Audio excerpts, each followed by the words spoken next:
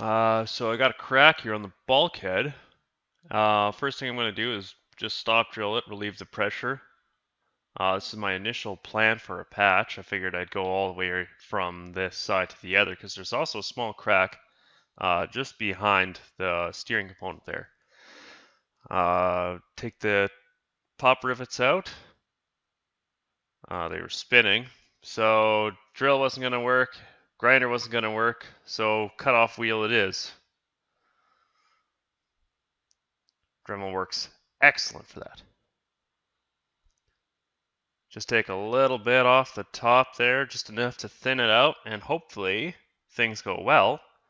It'll be thin enough that you can just simply punch it out. Now, if you don't have a punch, I just used an Allen-key I had just lying around from IKEA furniture, probably.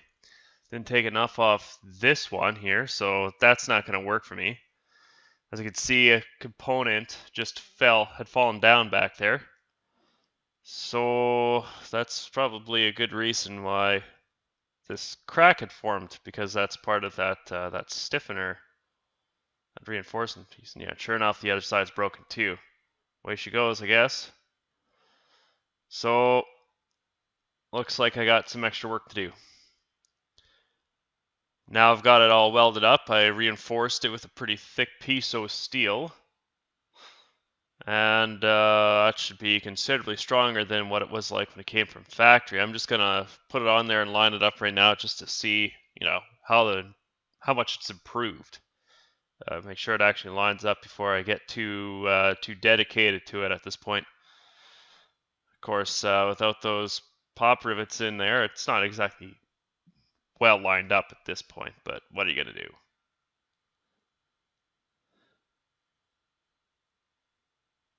Sorry, I try to speed this up as much as possible, but it is a bit of a process. Once they finally go, snug them down just a little bit. I'll have to get the bottom ones as well. Obviously you can't see that because it's underneath the sled, but just took a little bit of a pop there with that same punch I was using earlier to get it to line up on the bottom, and then the bolts came in very nicely. Just gonna snug it down. Doesn't seem to have any stress. I tested it out by just kind of loosely hooking it up. Anyway, here's the new revised patch, because obviously I didn't know about that reinforcement bit there. So we have to change plans. So I'm gonna just trace this out on the bulkhead, so I kind of have an idea of how it's gonna size up. Now I'm just gonna rough in some marks for holes. Ideally, just maybe draw a right angle from from the corners if you can. That's a pretty good place to start, obviously, because the piece kind of comes up and back around the top, like the bend. I'm not going to rivet anything there. That bend is there just to add a little bit more backbone. This is a pretty nifty tool. We call it a fan, but works great for setting your the rivet gap. I can't recall what we call it traditionally in the aviation industry, but I am not really a sheet metals guy if you haven't figured it out already.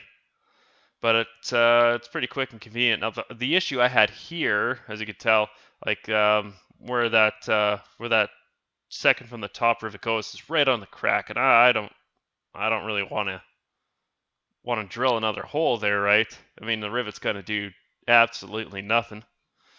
So I'll just kind of mark it out, sort of see where it is, because I'll probably have to substitute a hole somewhere else.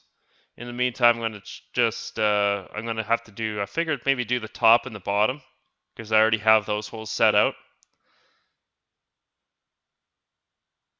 And that way I can just go from the bottom to the top, and then I can have my height here set fairly evenly. Not a huge fan of this other one either. I mean, there's quite a few of these rivets that are getting pretty close to some of these extra holes just kicking around, which isn't ideal. And yeah, here we go again. Look at that, cracks in my way again. So I'll move on to the next one.